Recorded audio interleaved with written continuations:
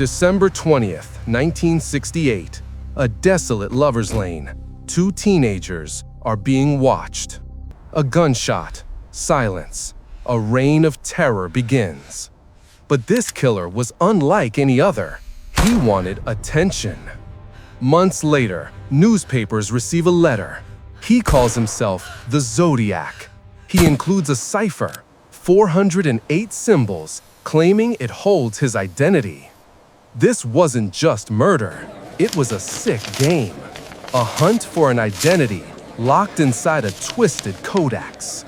The race to decode began. The FBI, the NSA, all were stumped. But a high school history teacher and his wife, Donald and Betty Hardin, they sat at their kitchen table and they cracked it. But the message wasn't a name. It was terrifying. I like killing people because it is so much fun. I will collect slaves for my afterlife. This was a sick spiritual mission, and he was just getting started. September 1969, Lake Berryessa. He appears in broad daylight in a bizarre executioner's hood. He stabs a couple, then writes on their car door. He calls the police himself. I'm the one who did it. 2 weeks later, San Francisco, a cab driver, Paul Stein, is shot in the head. The killer mails a piece of the driver's blood-soaked shirt to the press. Undeniable proof.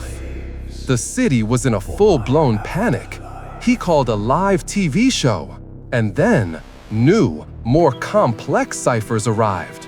The Z340, the Z13, codes that, for decades, remained unsolved. And then, just as quickly as he appeared, he went silent. The Zodiac vanished. The case went cold. All police had was this sketch. A generic face, a ghost. Decades passed until one name rose above all: Arthur Lee Allen. The circumstantial evidence was alarming. He wore a Zodiac brand watch with the same crosshair symbol. He wore the same size military boot from the crime scene. He lived at the epicenter of the murders. He even had a bloody knife in his car, claiming he'd been killing chickens. He was the perfect suspect, except for the facts. His handwriting did not match. The bloody fingerprint from the cab did not match. And in 2002, DNA from a letter stamp did not match Arthur Lee Allen. The case was dead. Until 2020. Over 51 years later, the Z340 cipher was cracked. Not by the FBI, but by amateur codebreakers across the globe. But again, the message wasn't a name. It was a final, chilling taunt. I hope you are having lots of fun. I am not afraid of the gas chamber.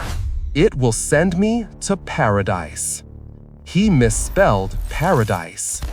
Was he a criminal genius or just a clumsy, brutal killer hiding behind a mask? Was it Arthur Lee Allen or a ghost we will never name? The answer, for now, remains locked inside the Codex Unsolved.